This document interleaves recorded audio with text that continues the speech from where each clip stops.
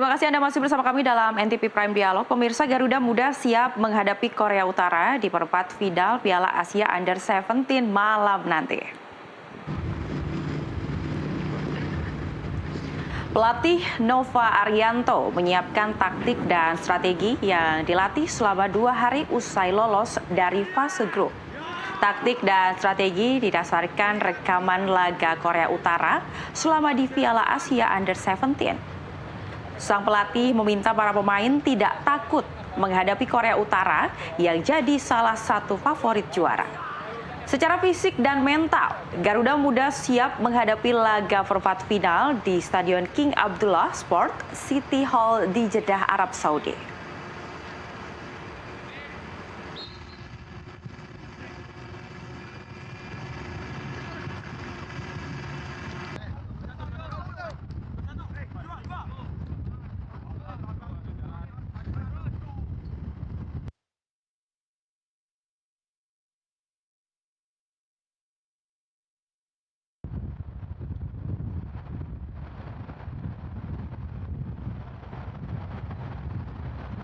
Kita persiapkan secara taktikal, apa yang kita buat secara defense, bagaimana kita menyerang, itu yang kita persiapkan selama 2 hari ini, dan semoga pemain bisa paham dan semoga besok kita bisa meraih hasil yang masuk.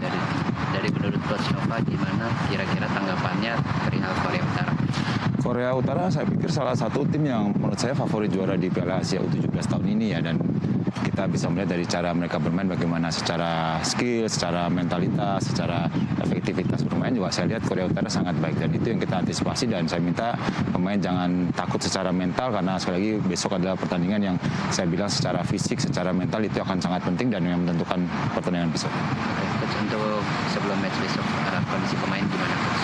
Puji Tuhan semua kondisi dalam baik ya, kondisinya sangat baik dan semuanya sangat siap untuk pertandingan besok, dan semoga pemain sekali lagi punya mental yang kuat untuk pertandingan besok untuk kita bisa dapat poin penuh.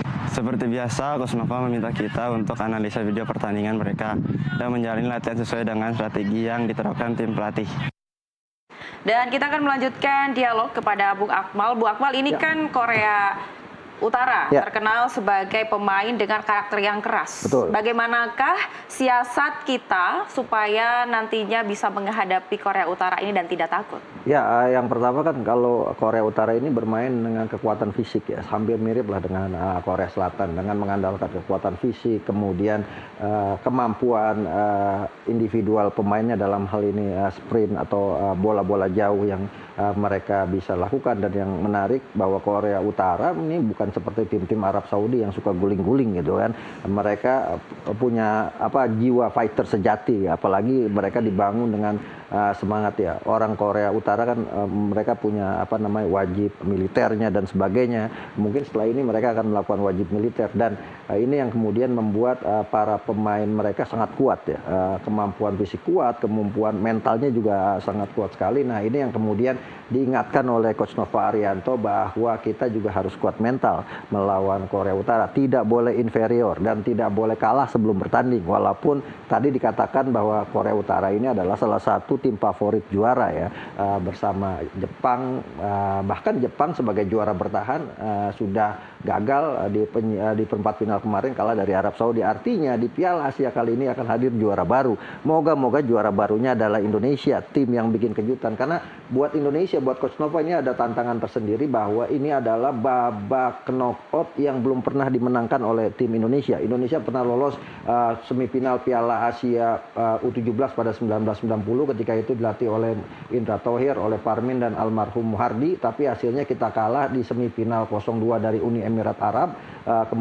Kemudian kita kalah 0-5, kita kalah dari Qatar 0-2 ya. Kemudian kita kalah 0-5 dari Cina di perebutan tempat ketiga. Kemudian di 2008 dan 2010 kita tidak lolos ke babak knockout. Baru 2018 di bawah arahan pelatih Coach Fahri Husaini kita lolos ke babak perempat final, tapi kalah 2-3 dari Australia. Artinya kalau Coach Nova bisa mengalahkan Korea Utara, ini akan jadi sejarah baru. Untuk pertama kalinya tim nasional Indonesia U17 menang di babak knockout, dan ini akan menyamai apa yang diperoleh pada 1990 ketika itu lolos semifinal. Jadi saya pikir step by step tim ini harus memikirkan pertandingan satu persatu dan bahkan menjadikan laga melawan Korea Utara ini sebagai laga final, dan para pemain harus yakin mereka bisa menang seperti halnya ketika mereka punya keyakinan bisa mengalahkan Korea Selatan, mereka bisa mengalahkan Korea Selatan, dan sekarang mereka harus punya keyakinan bisa mengalahkan Korea Utara. Dan kalau itu kemudian mental itu dibangun, saya pikir ini adalah kesempatan emas buat tim ini, karena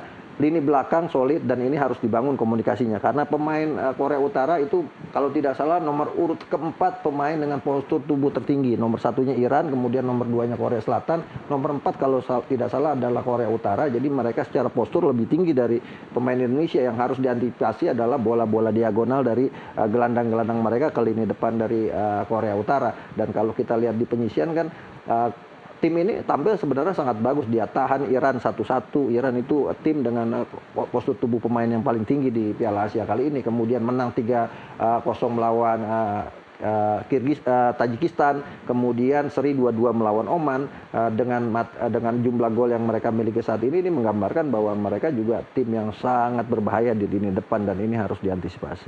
Baik, Bung Erlangga, ini kan sebanyak lebih dari 1.200 supporter Indonesia akan menonton langsung pertandingan malam ini, tepatnya akan memberikan dukungan kepada Garuda Muda Indonesia. Dan secara fisik dan juga mental tim sudah sangat siap. Lalu bagaimanakah dengan supporter? Apakah siap untuk mendongkrak semangat pemain kita nanti di lapangan? Iya, siap Mbak. Berarti. Tapi sedikit saya koreksi, bukan 1.200. Jadi untuk hari ini saja maksimum capacity itu 1.000 seat. Jadi kita kalau semuanya kita yang beli itu kita 1.000 orang maksimal yang akan datang langsung ke stadion. 1.200 di pertandingan sebelumnya. Tapi kalau untuk dari teman-teman supporter sih udah sangat siap sekali, antusias. Bahkan banyak dari teman-teman yang ngambil cuti hari ini karena memang pertandingan mulai jam 5 kick off. Dan kita kebanyakan kerja selesai juga jam 5 gitu. Jadi ada beberapa teman yang cuti demi datang ke stadion lebih awal. Teman-teman juga sudah mempersiapkan make sure kalau kita itu sudah akan membawa atribut-atribut seperti drum yang kita perlu bawa ke stadion. Semuanya sudah dipersiapkan dan mudah-mudahan seperti biasa dari sebelum kick off sampai setelah selesai pertandingan itu nonstop kita akan terus bernyanyi, terus mendukung timnas Garuda Muda kita.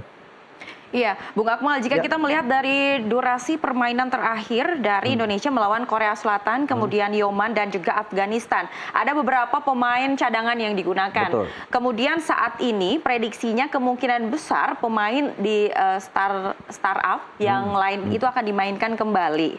Apakah ini merupakan strategi yang baik atau sejatinya bahwa pemain-pemain cadangan ini bisa dilakukan di permainan ini? Ya, saya pikir ini sudah partai yang hidup mati ya, tidak seperti penyisian ketika kita kalah masih ada pertandingan berikutnya, tapi di pertandingan ini hanya kemenangan yang diincar. Kalah, maka kita harus angkat koper dari Arab Saudi. Artinya ini menjadi tantangan buat Coach Nova Arianto untuk menurunkan komposisi pemain terbaik, dan pemain terbaik yang dimiliki saat ini adalah komposisi yang diturunkan ketika kita menang 1-0 melawan Korea Selatan, kemudian menang 4-1 melawan Yaman ya. Di posisi kiper ada Dafal Ghasemi, dan kita lihat dalam 3 penampilan di babak penyisian grup praktis hanya kebobolan 1 gol dari kapten Yaman ya. Kemudian di lini belakang ada Becker, kemudian Iputu Panji, ada Al-Ghazani yang tampil sangat luar biasa. Kemudian di posisi kanan ada Fabio Aska yang punya kelebihan, salah satunya adalah lemparan ke dalam. Kemudian di kiri ada Nazril, di tengah yang paling kuat adalah ada Alfredo, kemudian di tengah ada Nazril berdampingan dengan Evandra, dan kemudian di depan Fadli Alfredo Henga, kemudian Zahabi Goli, dan di depan Mirza Firzatullah. Saya pikir itu adalah komposisi ideal. Ada nanti pasti akan masuk dari bangku cadangan, misalnya Jos Holong yang selama ini memang spesialis super sub ya, dan penampilannya juga sangat bagus. Jadi sebenarnya Coach Nova ini sudah punya komposisi inti yang diharapkan bisa bikin kejutan melawan Korea Utara malam ini, dan kita akan membedah itu. Kita akan menyaksikan berikut ada grafik prediksi formasi Garuda Muda versus Korea Utara.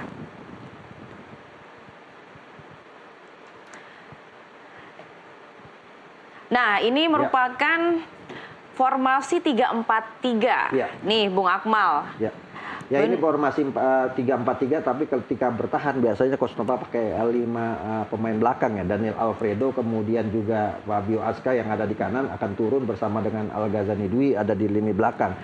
Dengan bisa 5-3-2 atau bisa 5-4-1 dengan hanya menempatkan Mirza Firzatullah di depan. Dan ini adalah gaya Nova yang khas dengan gayanya Sintayong ketika menjadi pelatih, karena memang Nova banyak belajar dari Coach Sintayong dalam kepelatihan 5 tahun menjadi asisten pelatih, mengedepankan fisik, mengedepankan kedisiplinan, mengedepankan strategi permainan compact defense counter attack yang menjadi andalan hampir seluruh tim di seluruh dunia ya saat ini ya, bahwa tidak ada lagi mengenal sepak bola indah, tidak lagi mengenal permainan ball position, tapi sekarang yang sedang menjadi tren adalah compact defense counter attack, bermain bertahan untuk kemudian serangan balik dan memenangkan, karena era sekarang adalah era sepak bola resultan, sepak bola yang mengedepankan hasil. Dan saya pikir dengan komposisi yang ada saat ini adalah komposisi terbaik yang dimiliki oleh tim nasional U17 saat ini, dengan apa yang sudah dibuktikan di lapangan ini menggambarkan bahwa tim ini sejatinya sangat siap untuk bikin kejutan di babak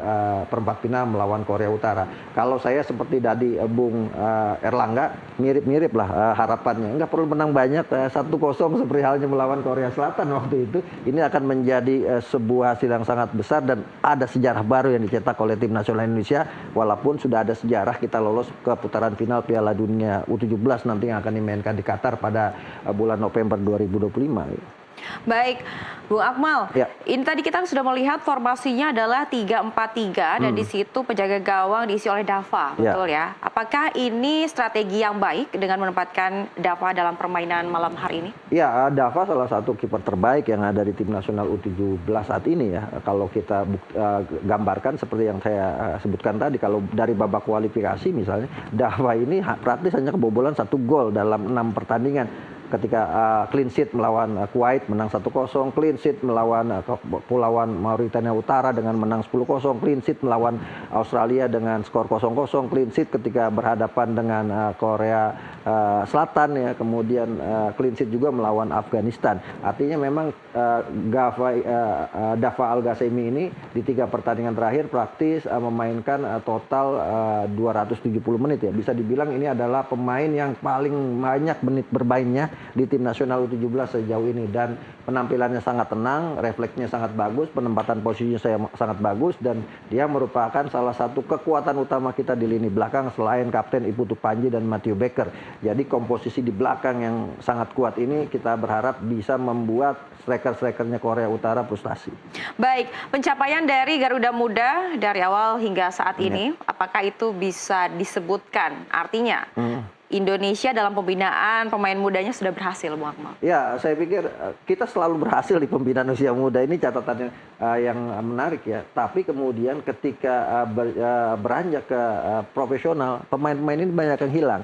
Misal dulu zamannya Primavera ada Kurniawan, tapi yang tersisa hanya beberapa orang. Kemudian era Barati, eranya Coach Nova Arianto. Waktu itu yang tersisa hanya beberapa orang saja, selebihnya hilang di telan bumi gitu, layu sebelum berkembang. Bahkan di Piala Asia 1990 dari 23 pemain yang dibawa kita lolos semifinal, yang tersisa waktu itu yang namanya mencuat di sepak bola nasional adalah Eko Purjanto dan Uci Sanusi. Kemudian 2008 kita lolos bersama Mundari Karya, kita kalah semua di babak penyisihan grup, yang tersisa ketika itu Papa Mario Zagallo. Yang lain tidak kelihatan habis itu. Kemudian 2010 yang tersisa Maldini Valli, tapi Maldini Valli juga sudah tidak ada sekarang. Nah sekarang misalnya 2018 bersama Fahri Husaini, yang tersisa di tim nasional senior kan tinggal Hernando Ari. Artinya ini jadi PR juga. Kesuksesan kita di tim nasional U17 ini akan jadi PR buat PSSI untuk terus menggalakkan pembinaan. Kenapa, Tiwi? Karena ke depan Piala Dunia ini setahun sekali. Artinya kita harus menggerakkan pembinaan usia muda dari Sabang sampai Merauke secara masif gitu kan. Dan kalau itu kemudian kita bisa konsisten, tahun ini kita lolos Piala Dunia U17, 2023 kita lolos, kemudian nanti 2026 kita bisa lolos lagi, itu baru menggambarkan bahwa sukses pembinaan usia muda kita sangat bagus. Tapi kalau kemudian baru sekarang lolos, kemudian kan yang paling sulit mempertahankan. Nah ini yang menarik, Bung Akmal. Lalu bagaimanakah cara federasi dan juga publik agar bisa menjaga cikal bakal yang nantinya akan Garuda muda menjadi Garuda Senior ini agar tidak layu sebelum berkembang, dan kita akan bahas setelah jeda berikut ini. Pemirsa jangan kemana-mana, tetaplah bersama kami dalam NTV Prime Dialog. Anda kembali dalam NTV Prime Dialog. Bu Akmal, tadi kita akan membahas terkait dengan Garuda Muda yang nantinya 5 hingga 6 tahun ini akan menjadi senior. Betul.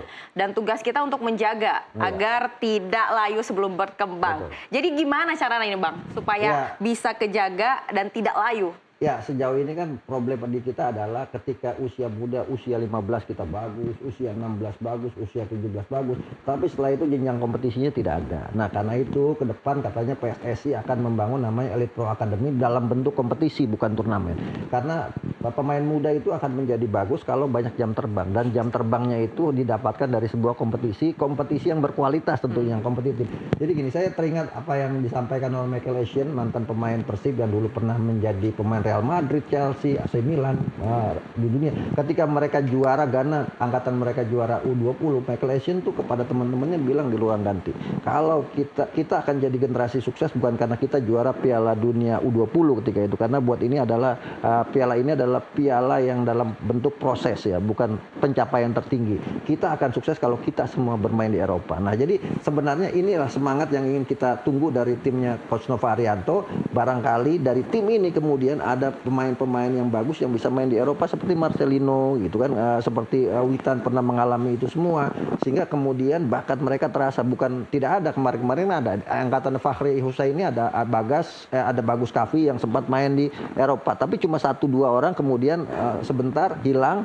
Ini yang kemudian yang harus dibangun oleh federasi, karena saya tuh selalu meyakini bahwa tim nasional yang kuat akan lahir dari pembinaan yang hebat dan kompetisi yang sehat. Kalau pembinaannya tidak hebat atau pembinaan hebat kompetisinya nggak sehat, nggak akan juga melahirkan pemain-pemain hebat kan. Kalau kompetisinya sehat tapi pembinaannya tidak berjalan, juga tidak melahirkan apa-apa. Jadi menurut saya dua ini yang menjadi PR PSSI di bawah Pak Erick Thohir. Ke depan pembinaan harus digalakkan. Bagaimanapun sukses lolos ke Piala Dunia bersama Coach Nova Arianto ini punya PR besar atau PR banyak yang harus dihadapi oleh PSSI ke depan. Bagaimana PSSI membangun kompetisi usia muda. Kalau bisa klub Liga 1 itu selain mereka bertanding di kompetisi, mereka juga tim sportingnya U17, U19, U20 juga bisa berkompetisi dalam waktu dan momen yang hampir sama, sehingga jam terbangnya banyak, dan itu yang akan membuat tim kita bagus. Sekarang ini bisa dibilang timnya Nova Arianto Golden Generation-nya, angkatannya Zabi Goli dan kawan-kawan. Cuma permasalahannya apakah Golden Generation ini akan bertahan 5 tahun ke depan. Nah, itu PR-nya. Jadi Coach Nova selain sekarang dianggap sudah sukses membawa Indonesia lolos Piala Dunia, kunci kesuksesan berikutnya Coach Nova Arianto adalah membuat generasi yang ada di tim ini 5 tahun ke depan menjadi tumpuan utama tim nasional Indonesia. Baik, kita akan menyaksikan terlebih dahulu grafis tabel perempat Piala Asia berikut ini.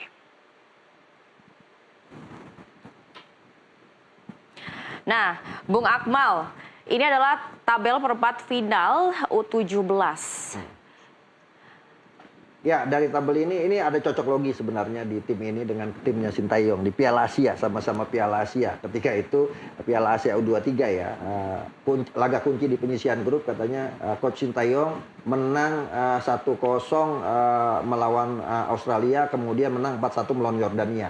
Sekarang Coach Nova mirip, menang 1-0 melawan Korea Selatan, menang 4-1 melawan Yaman. Di penyisihan di babak perempat final waktu itu Indonesia menang lewat adu penalti melawan Korea Selatan. Ya, kita harapkan Coach Nova bisa melakukan itu semua sehingga kita bisa lolos ke semifinal dan bertemunya Uzbekistan. Nah, sama Piala Asia waktu itu Coach Sintayong U23 bertemunya di semifinal juga Uzbekistan. Semoga cocok logi ini gitu terjadi. Jadi kemudian orang semakin bisa mengidentikan bahwa Coach Nova ini Sintayongisme gitu kan. Orang yang kemudian banyak mendapatkan ilmu dari Sintayong yang sangat punya banyak penggemar di Indonesia saat ini. Sehingga cocok logi ini semoga bisa menjadi menjadi jejak bahwa kita ini bisa mengalahkan Korea Utara, minimal itu. Oke, Bung Angga, ini kan kita melihat, kita katakan Indonesia bisa menang dari Korea Utara. Berarti tandanya Uzbekistan sedang menunggu Indonesia. Lantas bagaimana dari supporter melihat ini? Kalau dari saya pribadi ya, mungkin saya tidak mewakili semua supporter, tapi kalau dari saya pribadi, kita fokus dulu ke pertandingan kali ini karena seperti yang saya bilang Korea Utara ini tim yang sangat kuat dan mungkin juga Coach Nova dan timnya juga pengennya tuh anak-anak fokus one game at a time, gak usah terlalu jauh memikirkan Uzbekistan. Kalau misalkan kita bisa menang, baru nanti kita pikirkan. Kita punya waktu 3 hari untuk pikirkan pertandingan non Uzbekistan. Jadi dan saya juga pengennya supporter begitu fokus untuk pertandingan kali ini, biar maksimal di pertandingan kali ini, ngasih support. Anggap ini pertandingan terakhir, walaupun harapannya bukan pertandingan terakhir.